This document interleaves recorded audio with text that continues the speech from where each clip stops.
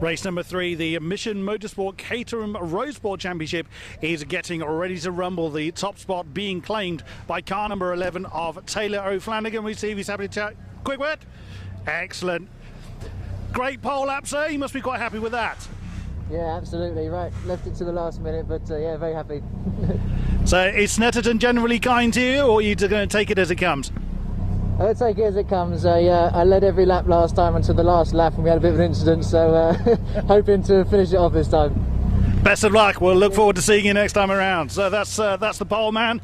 Joining him on the front row is car number 22 of Hugo Bush. We'll see if Hugo's happy to chat. Happy for a quick word, Hugo? Excellent. So on the front row, are you pleased? Yeah, happy to be on the front row, and let's see how the next 20 minutes goes. Are you confident you can overcome this pesky number 11 ahead of you?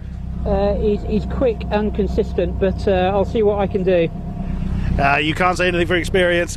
Best of luck, good sir. We will see you on the finish line. We'll see if we have time to chat to second row Dom Mansberger from all the way from Germany in car number 25. Happy to have a chat with this quick chat. On the second row, are you pleased with that one?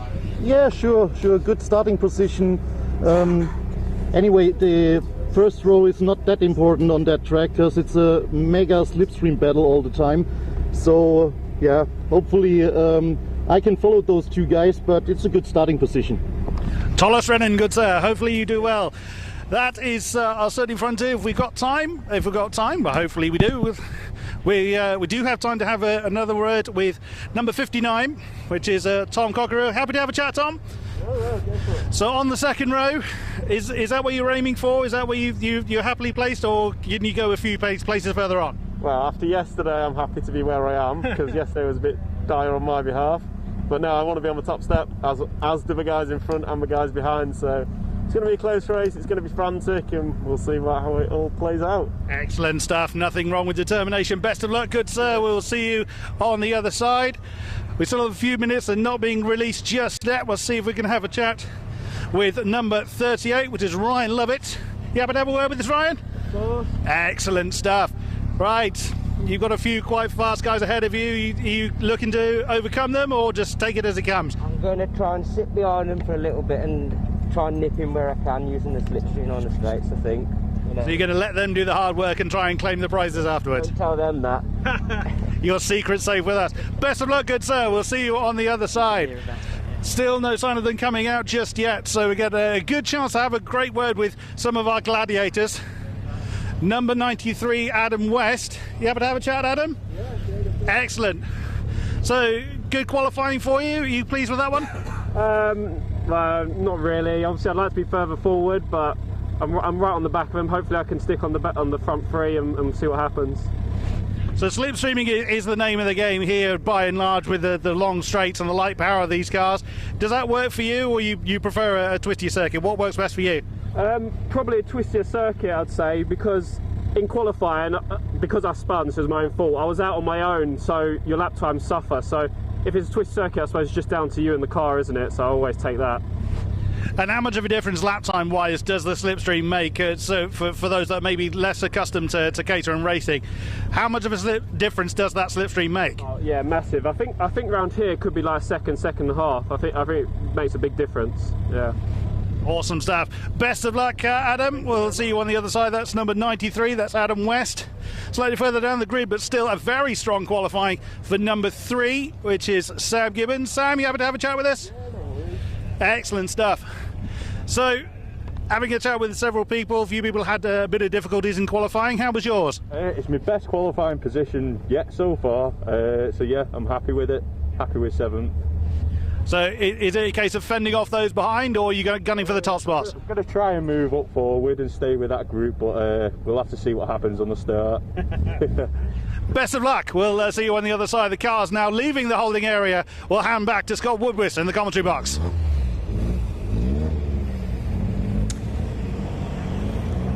Thank you very much, Chris, as the cars head back out onto the circuit once again for their first race of the weekend for the Mission Motorsport Caterham Roadsport Championship. This is the second step on the Caterham Roadsport ladder, and all these drivers graduated fresh out of the academy last year from both of their respective groups, and they're all on one grid together to see who is best of the best, particularly both of our outgoing Caterham Academy champions, of course, and they will essentially lose their reigning crown, shall we say, because you can only hold the Academy title for one calendar year until someone else takes it from the next group of Academy drivers coming through.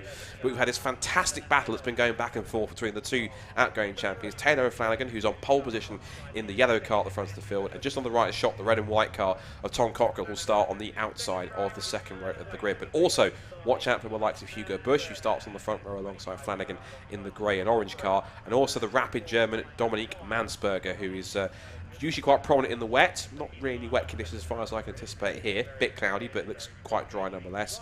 And the other driver we need to watch out for, who is a bit further down the grid than I was anticipating from qualifying, is Gwyn Jones, who starts all the way down in 12th position. He had a horrid qualifying session. He's quite far back. 20 minutes of racing coming up for the Caterham Roadsport Championship, of course sponsored by Mission Motorsport, the excellent cause that helps ex-service men and women get back into working to retrain as mechanics and work on automotive and motorsport projects. Fantastic what they do, and of course they'll be looking after and hosting their brilliant centrepiece event of their events year, which is the Race of Remembrance, which takes place in early to mid-November, 12th and 14th at the Anglesey Circuit. And I'm certain we'll get a couple of catering teams that will head up there and compete in that race to support the brilliant cause. So, as the cars get set for this first of 20 minutes on the grid, as they go off onto the formation lap, we give you the grid and how they line up for this first race of the weekend for the Mission Motorsport Caterham Roadsport Championship. So Taylor O'Flanagan, who is the current points leader both on overall and drop scores, is on pole position. He will start on pole by the time that put him about just over half a second quicker than anyone else, at least, on pole from Hugo Busch on the front row of the grid in car number 22. So Flanagan and Busch on the front row. Row 2 is Dominique Mansberger and Tom Cockrell, two more quick drivers. We look at our grid coming up on the screen. So Flanagan and Busch on row 1. Mansberger and Cockrell then come next on row 2. Mansberger in the black and green car, red and white for Tom Cockrell. Ryan Lovett, one of his best qualifying results of the season. He puts him 5th on the grid alongside Adam West in P6. And it's Sam Gibbons and Christopher Broom with some of their best qualifying of the season, both on the 4th row together in 7th and 8th. Then Ron Mounsey and James Hall round off the top 10 starters on row 5. Then we see Peter Mott in 11th place, and a bit of a tough qualifying, as we said, for Gwyn Jones. He was about 2.5 seconds off the pace in qualifying, so really a lot of work to do to get back on the pace from the 6th row. Watch for him going through from deep. Row 7 is Kevin Turner and Steve Lancaster, who will be trying to make up places from the mid-pack. Next up is then Adrian Mariadis and Simon Arnold, followed by Marcus Eels and Ian Hapgood. And then we have the last couple of cars to round off the 20-car starters are Mike Hilson in car 70 and Chris Griffith in car 20. So the last couple of positions just flashing up on the screen. Hilton and Griffith to round off the 10th row of the grid. Coming into this penultimate weekend of the season for the Roadsport Championship, as they have one more to go after this weekend, which is in a couple of weeks at Cadwell Park in Lincolnshire.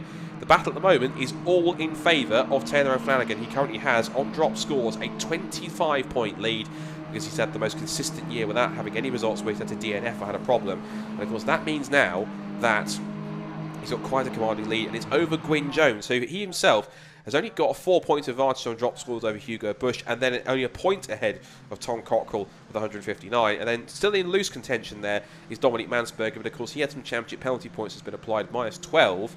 And that means that if you hadn't had those, he'd have probably 162, I think, on drop scores, and it would put him right in the mix in that top 3. So that can really be a crucial thing if you have to handle any penalties when it comes to further misdemeanors from earlier races.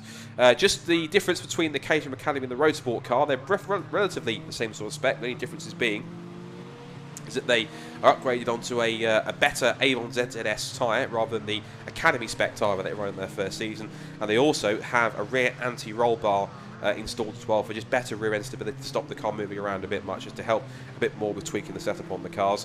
Apart from that, the rest of the car is stayed exactly the same horsepower, same rev limit, same gearbox, same differential, same suspension, and also same minimum weight, including the drive of 630 kilograms. And so roughly with the tyres and the anti-roll bar, they can make a difference roughly about, I've seen on lap time, about a second or lap or so in difference, Chris? Yeah, but between 1 and 2 seconds is kind of the step between most of the steps of the Caterham ladder. A little bit bigger right at the last step there when you get to the Caterham 7 UK. But these definitely feel more racy. You still got your windscreen and lights at this point. It's still a road legal car, but the extra grip that you get from your tyres, everyone enjoys that. And let's see how they get to use it this race. Any lights are going to come on in the moment. Other lights on the gantries. We're going to get the green flag just to the right shot from the marshal at the back of the grid. There it is. So, battle line still drawn in the Caterham Roadsport Championship, sponsored by Mission Motorsport. O'Flanagan on pole, but his main championship rivals are around him on the grid in 2nd, 4th, and also back in 12th. We're racing in Roadsport down towards Ritchie's for the first time, and it's going to sprint between the front row men as up towards the right hand. It's going to be side by side with O'Flanagan on the left, and a fast start, and Dominic Mansberger trying to squeeze past to driver's right. Can't make it happen. Also, we see that was the Ryan Lovett who was going toe-to-toe with both Tom Cockrell, and I think, who was that around him as well? It might have been Adam Weston there in car 93. But into the hairpin at Wilson for the first time. It is O'Flanagan that leads. It's then Hugo Bush in 2nd place. And also a good start there I could see for car 98. That's James Hall, who's made up a couple of places up inside the top 10 after he started back in 10th position. And we're just jostling for racing room now as they turn in through the left-hander at Palmer's, and now the short straight back towards Agostini. Another big braking zone here. So Flanagan leads after the first few corners. It's then Bush in 2nd, Mansberger 3rd. I think that's possibly Adam West in 4th position. But about to lose it, I think, from Tom Cockrell. Up the inside he goes, and James Hall from 10th on the grid is up to 6th, and he's passed a couple of other drivers in the mix, including Ryan Lovett, who's gone back down towards the bottom of the top 10. So mixed starts for everyone involved, but also one driver I think hasn't made as many positions as I thought he would do is Gwyn Jones. He seems a bit stuck down from where he's in 12th. Yeah, it can take a little time for the race to come to. You've got cars off the track there at Palmer. It's number 5 car there off track, just trying to rejoin.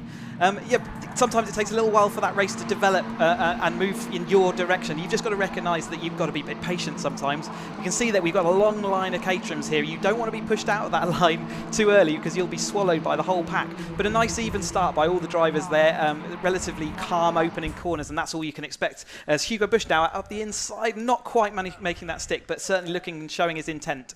Yeah, the car that had the spin was Christopher Broom in car number 5, so he's hit trouble early on. He started in 8th position, so he hasn't had quite the start he was hoping for. But you can see car number 93. There's a reason why he's called Batman. Just check out the name, of course. He's even got the Batman logo on the back of it as Adam West turns his way out of the bomb hole through Coram for the first time. Again, 20 minutes of racing action for these Caterham Roadsports, and immediately Taylor Flanagan, as he has been usually, takes up his customary place at the front of the field.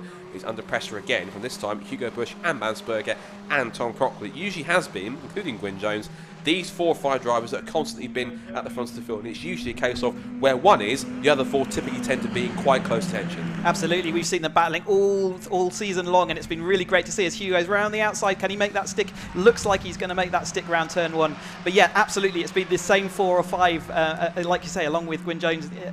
They've really sort of shown how the road sport car can really adapt to your driving style. It's really good to see, and we've got Hugo now out in front and got a little gap already. Yep, decent run through Ritchie's corner, and the slingshot he got down with the toe down the pit straight gives Hugo Bush the lead as he starts lap 2 of this road sport race. Now he's got Dominic Mansberger, who we know if it was wet, would be probably arguably the fastest man on track, because he's a demon in wet conditions. In the dry, still very quick himself, but still finding his pace and keeping himself honest at the front of the field. There's Tom Cockrell in 4th in the red and white car, and Adam West in 5th. Adam's had a decent sort of improvement in his pace over the season. If you look at some of his results over the course of the 2021 season, he's put in some quite decent performances as he's gone along. He's coming into the weekend in the points table. He's coming at the moment, he's back in 8th, but he's had 1 or 2 bits of bad luck. But the good results he has had, his best result of the season, was a 2nd place that he took in the first race at Brands Hatch. So he has been on the podium once, but I think apart from that, he's just either had some bad luck with a couple of retirements or not being able to attend a couple of meetings. So sometimes either not being able to attend or having that bad luck and non-scoring. Sometimes it can be a blessing, because if you get some good results throughout the season, you don't have to drop any points. Whilst at the same time, if you do have misdemeanors, it can really put you back and hamper any title aspirations you might have. He's been there or thereabouts all the time, like you say. Sometimes life gets in the way and you can't attend race meetings, or other times, like you say, you have an incident in the race that maybe you can't avoid. But it also gives him free rein to tag along with this front 4 and actually see what he can do. Again, we've spoke before about, he's not in that championship contention, and therefore he's free to go and make moves that maybe other people are a little bit more cautious about making, especially in race 1 of 2 of the weekend. So it's great to see him getting dragged along here with the rest of them. And like you say, Dom Mansberger there in 3rd. He's certainly looking like he might have a move coming out up to turn 1 here. He's certainly in a good position. He's got the double toe, and see whether he can make that work in coming into turn 1. One thing we should remember, of course, as well, is that where you finish in race 1 is where you start for race 2. So if he can get himself in the top 5 and get into a decent starting spot from the third row of the grid, that will certainly help him to try and keep in touch with the leaders. Down towards Ritchie's again for the 3rd time. O'Flanagan goes on the attack, looking to that outside line to try and replicate the move that Bush did to him a lap ago. But of course, he's now under big pressure from Mansberger, who himself is diving to the outside into the Wilson hairpin. They hit the brakes. Bush turns in, little rotation of the car as he heads 180 degrees through Wilson hairpin. Flanagan in 2nd place, but now under pressure from Mansberger in that black and green machine. Mansberger looking to try and pick up a strong result. He has had a couple of wins this year. He's taken 1 win at Silverstone on the Grand Prix circuit and another at the very last race at Croft, that was a story we'll talk about in a bit, because that was quite an amusing victory in itself. But into Agostino they go. So Bush, O'Flanagan, Mansberger, then Cockrell. There's Tom. Karma 59 in 4th place.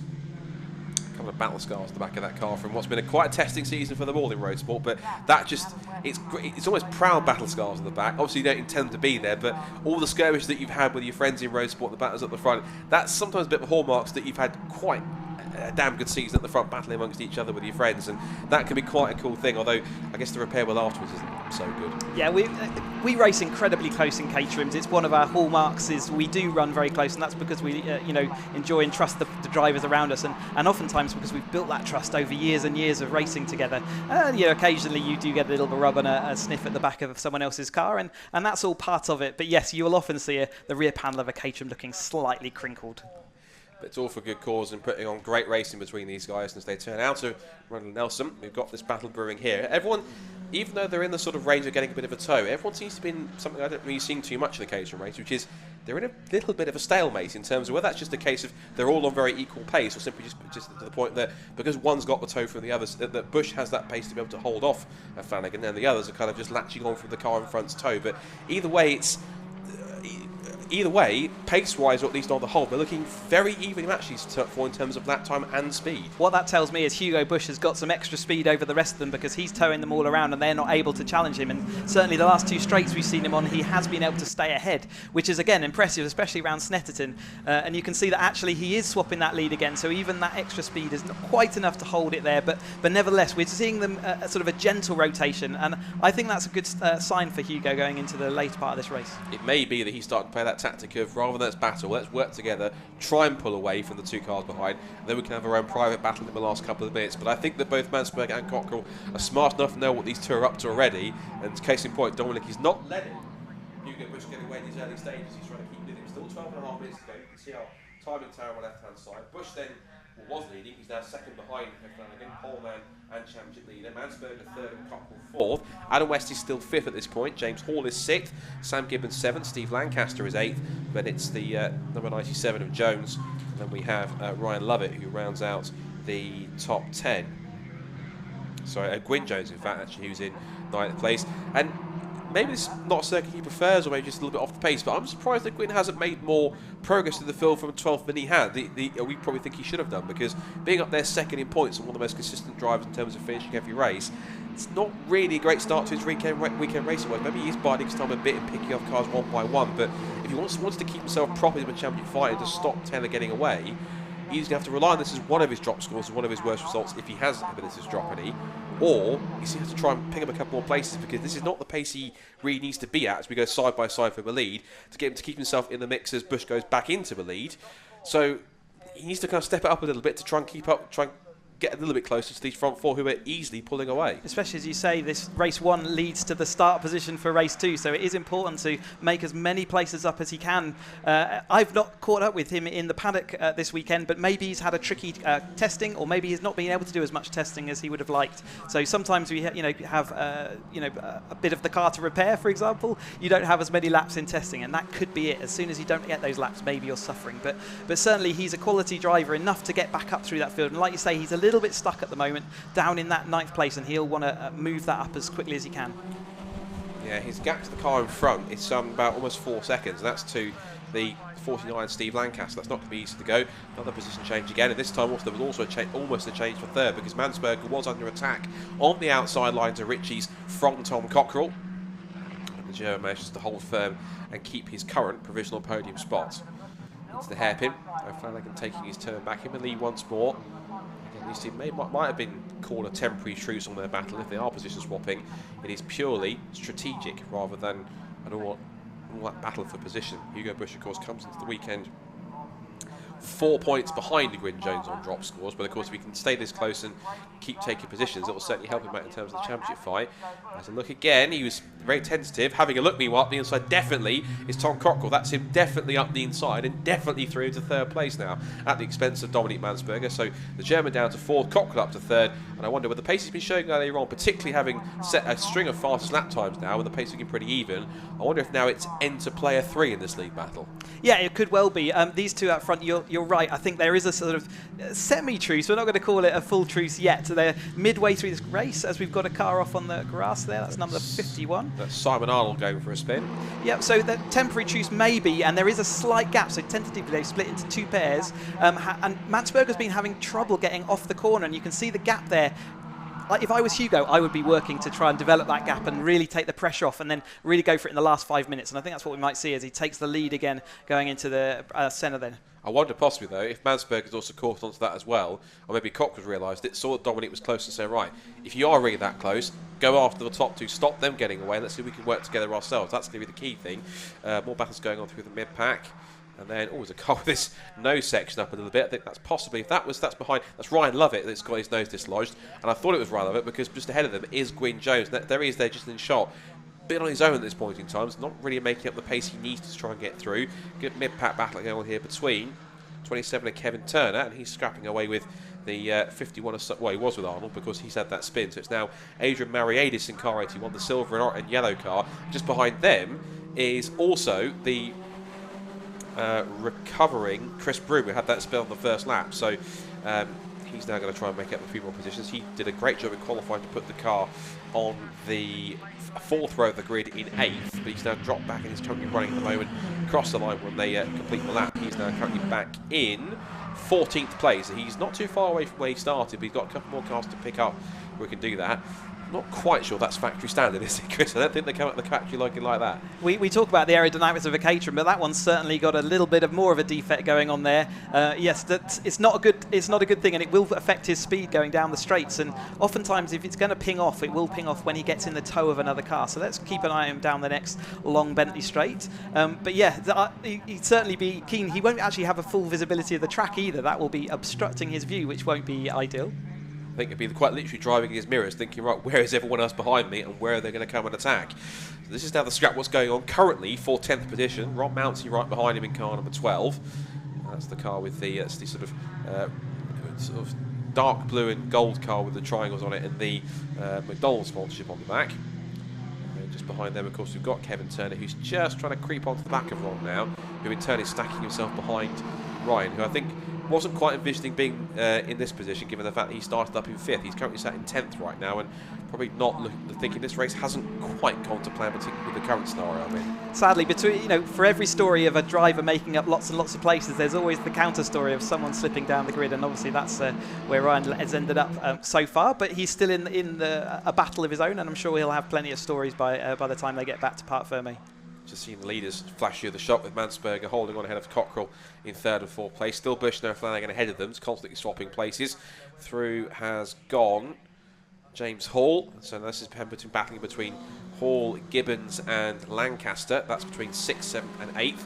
Just ahead of them, here's the scrap for 3rd between Dominic Mansberger and Tom Cockrell. Dominic Mansberger in black and green, red and white of Tom Cockrell just behind him. That ball going out, it's not the last lap yet. We've still got that's reporting there's about roughly 5 minutes to go in the race, but they put that out. When you see the board the other way around, it will say on the screen 5 minutes, but they're signaling to the drivers it's the last lap of the race. That's a Caterham's own sort of pit board they put out to the drivers to let them know what's happening in the race. So the gap at the moment, new fastest lap of the race has gone to Hugo Bush, I'm sure with a bit of an aid of a Taylor O'Flanagan slipstream. There were 30,000ths of a second between each other across the line, so they are starting to work together, and the gap between them is starting to stretch out because it's now 1.4 seconds between that battle for third between Mansberger and Cockrell. So as much as they've tried to keep with them, these two have worked smart, they've worked together, they're pulling away, and they're allowing themselves to have a bit of breathing space, so when they do start battling towards the end of the race in the last couple of laps, they've got some clean air to take advantage of. Yeah, we said about 4 minutes ago, didn't we? It was a tentative splitting between the top two and then the following two, but now it's more definitive, and certainly I would be making my plan now coming into the last 5 minutes of the race. Where do I want to be and at what point of this race? So do I want to be in the lead coming out that final corner? Snetterton's one of those tracks where actually if you come out of the final corner in the lead, you may not cross the line. It's just enough time for a Caterham to overtake using the slipstream. So yeah, I'm definitely making my battle plans. I'm judging where I'm fast compared to the guy in front of me, and I'm working out where do I want to be, and then I've got to work out how do I make that happen. And Snetterton is one of those classic Caterham circuits where quite literally, if you're in a close one-on-one battle or a 2, 3, 4 car battle, there is almost certainly going to be a photo finish in the sprint to the line. We always say as a typical phrase in Caterham racing, but ironically, the last place that you want to be, the worst place you want to be, is in the lead with someone behind you, out of the last corner, on the last lap, on the sprint to the checkered flag, because there is absolutely no guarantee you will stay there by the time you get to the flag. If you exit the final corner first, there is every chance you will get to the flag just in second place because you've been pipped to the post. It's happened so many times. You've had it happen so many times as well, Chris. It can be either a euphoric feeling if you just pip it, or an agonising feeling if you just have it snatched away. Yeah, it's working out the game theory on that, whether you do want to be in that lead or not. And sometimes it's just pure luck as to whether you get that really excellent exit or maybe someone else misses a gear. But certainly with Snetterton, it's just a perfect distance up the road. And we see it so often that we'll get an absolute barnstormer over the line. The new fastest lap of the race from Hugo Bush, of course with the aid of his current drafting partner Taylor O'Flanagan. Gap now between the first and the third place battles has now stretched out to about 2.7 seconds. So Cockrell and Mansberg, whilst they're trying to work together, they're working together too late. They've allowed them to pull that couple of seconds gap now in order to pull away to stretch it out even further. So if the top four continues on with just under 4 minutes to go, this battle continues to watch on as Adam West is in a bit of no man's land here. He's about roughly... Yeah, he's about sort of 5.5, 6 seconds back on those first four, and then he's got a further 15 seconds or 16, 17 seconds on this scrap we're watching for sixth between James Hall and the zebra liveried number 98, the silver car number 3, which is Sam Gibbons, and there's Gwyn Jones, so that's number 97. He's woken up now in this race. He's managed to get past Chris Broome. That one car's had an issue, I think, is Ryan Levitt's dropped down to 10th, and he was also scrapping with Mountsie in turn. There's a bit of a switch around from sort of 6th place downwards in terms of the cars ran all on the same lap. So Hall's up to 6th, Gibbons still 7th, Jones is up to 8th now. So after his troubles earlier on, he's managed to reel in the gap which he'd had to try and pull in the last 3 laps. There's every chance now he could really put in decent damage limitation here. There's every chance he could be in 6th by the end of this race. There was a really good chance being that close. Yeah, definitely, and I think that's would be a really good result for him at this stage to get that 6th place. It puts you right in that battle. We're still seeing the front two here sort of trading positions, but you will see as we're coming down to 2 minutes and 40 seconds to go now, that will start becoming a little bit more intense, and maybe sometimes you'll see them blocking a little bit more just as we come into this final part. But it's really good that we're going to get to see this battle for the lead going over the line, and then there's one more podium spot available, and who's going to take that? It's going to be crucial as well going into tomorrow. Every point matters for these drivers.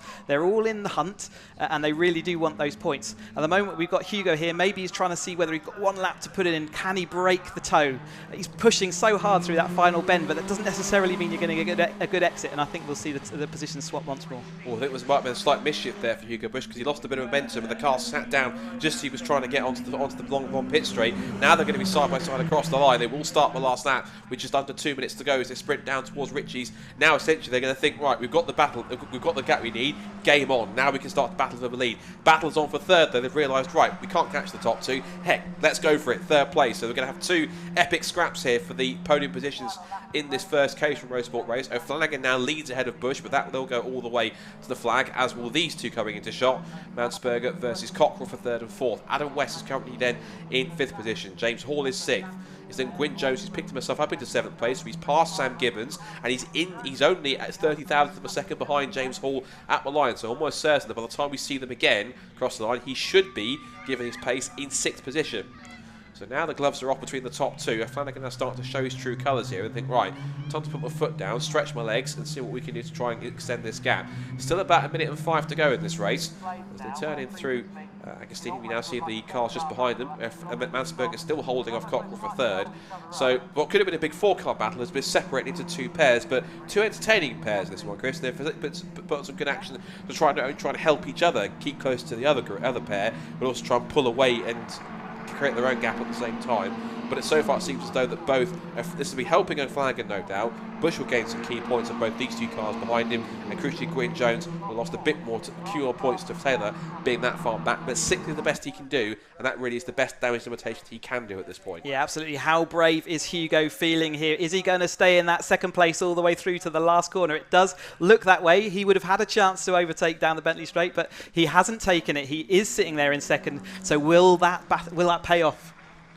So out of the bottom hole and up through Corwin for the final time. There's a bit more battling going on further back, but we want to keep tabs on our leaders coming up through Corwin into the complex. There's Gwyn Jones, who is into 6th place, so he has made it through, but he's got cars around him. Now then, the sprint to the checker flag is all important. Flanagan has the lead, but can Bush get a strong enough exit to try and get past the championship leader on the run to the checker flag? I think Taylor's exit might be a little bit too strong for Hugo. Up to the checker flag, Hugo will push, but he's going to be too late, and it will be only just a win for Taylor Flanagan in race 1 of the weekend for the Mission Motorsport Caterham Roadsport Championship. The points leader extends his lead at the top of the championship. Meanwhile, a photo finish for 3rd. Cockrell just beats Mansberger to a line. Adam West on his own in 5th comes through. And then for 6th, Gwyn Jones, who was as low as 12th on the grid at one point, has managed to work his way up on the final lap into a top 6 spot. And he's got enough of a gap to be just about out of the slipstream to pick up P6. It's a strong drive. He would have wanted more, but a bad qualifying put him mid-pack, so he had to try and fight his way through. And 6th is the best he can do for that first race. So have to try and get his elbows out, and starting higher at the grid, that will help him for race 2 being a bit higher on the 3rd row this time. Yeah, I think that was a crucial end of the race there for Gwyn Jones, and he's done what he needed to do. Front 6 is going to be easily enough in that first sort of set of corners. You will be able to make that difference. We see Mike Hilton here sort of coming up through for taking an 18th place. So the rest of the top 10 coming through. We had James Hall in 7th place just behind Gwyn Jones, 8th was Sam Gibbons, 9th was Steve Lancaster, and 10th was Christopher Broome. The rest of the few cars coming through the order and coming up to take the checkered flag as well. So another entertaining Caterham race as always from Caterham Roadsport, and they will of course have another race to round off their penultimate meeting of the season. Of course they've got one more in a couple of weeks time to settle who ultimately becomes the Mission Motorsport Caterham Roadsport champion for 2021. But Taylor Flanagan with that victory took a step closer with essentially maximum points. It was the win and the fastest lap. He gets the extra bonus point on top of that as well. That'll be a maximum score of 26 points. Here's the provisional result. Taylor Flanagan wins once again in 2021. And he beats Hugo Bush to a line by just under 0.2 of a second. Then about 6 seconds back, the scrap for 3rd between Tom Cockrell, who gets the better of Dominic Mansberger. Adam West was on his own in 5th and finishes the top 5. Then Gwyn Jones, crucially, gets himself into 6th position. Good fight from him through the pack. Ahead of James Hall, Sam Gibbons, Steve Lancaster, Christopher Broome. Then Ron Mounsey, Ryan Lovett, Peter Mott, Andrew Mariadis. There's Kevin Turner, Ian Hapgood, Mike Hilton, Marcus Hill, Simon Auld and Chris Griffiths. So quite pleasing to see, Chris. All 20 cars started. All 20 cars made it home. Yeah, brilliant stuff. And also Snetterton really quick and intense today. He's got a 2:13 as a great lap time. So obviously the cool air is great.